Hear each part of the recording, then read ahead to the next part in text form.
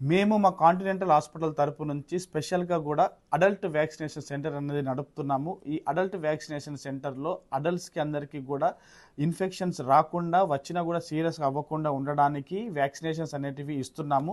ఈ అడల్ట్స్కి వ్యాక్సినేషన్స్ అనేటివి hepatitis B infections తగ్గేటట్టుగా, influenza నుంచి ఇన్ఫెక్షన్స్ రాకుండా, చికెన్ పాక్స్ తగ్గడానికి, హెపటైటిస్ ఏ ఇన్ఫెక్షన్స్ రాకుండా, చిన్నప్పుడు చికెన్ పాక్స్ వచ్చిన వాళ్ళకి పెద్దగైన తర్వాత వాళ్ళ రోగ నిరోధక శక్తి తగ్గడం వల్ల వచ్చే ఒక భయంకరమైన నర్వ్ ఇన్ఫెక్షన్ జోస్టర్ అంటాము, హర్పీస్ జోస్టర్, అది రాకుండా ఉండడానికి తీసుకునే వ్యాక్సిన్ జోస్టర్ వ్యాక్సిన్.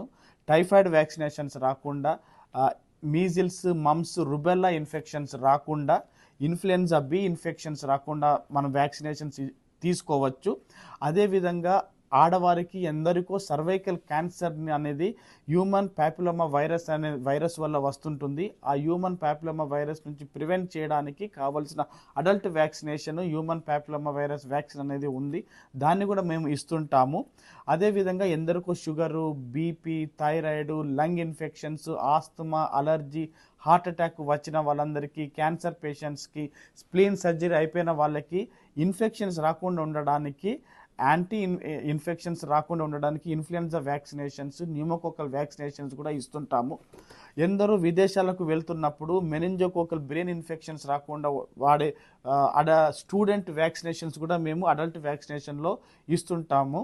బ్రెయిన్కి ఇన్ఫెక్షన్స్ రాకుండా మెనింజోకోకల్ వ్యాక్సినేషన్స్ కూడా మేము ఇస్తుంటాము. సో ఎవరైతే అడల్ట్స్ ఉండి టైఫాయిడ్ ఇన్ఫెక్షన్స్ నుంచి ప్రివెంట్ చేసుకోవాలనుకుంటే, చికెన్ పాక్స్ రాకుండా ప్రివెంట్ చేసుకోవాలనుకుంటే, ఈ విధంగా ఇన్ఫ్లుయెన్జా రాకుండా ప్రివెంట్ చేసుకోవాలనుకుంటే, న్యూమోనియా రాకుండా ప్రివెన్షన్ చేసుకోవాలనుకుంటే, ఇన్ఫ్లుయెన్జా రాకుండా ప్రివెంట్ చేసుకోవాలనుకుంటే, సర్వైకల్ క్యాన్సర్ రాకుండా ప్రివెన్షన్ చేసుకోవాలనుకుంటే, hepatitis A, hepatitis B infections రాకుండా ప్రివెంట్ చేసుకోవాలనుకుంటే ఖచ్చితంగా ప్రతి ఒక్కరూ అడల్ట్ వ్యాక్సినేషన్ అనేవి తీసుకోవాలి. తీసుకొని వాళ్ళ ప్రాణాలను కాపాడుకునేటట్టు వాళ్ళు చేసుకోవచ్చు.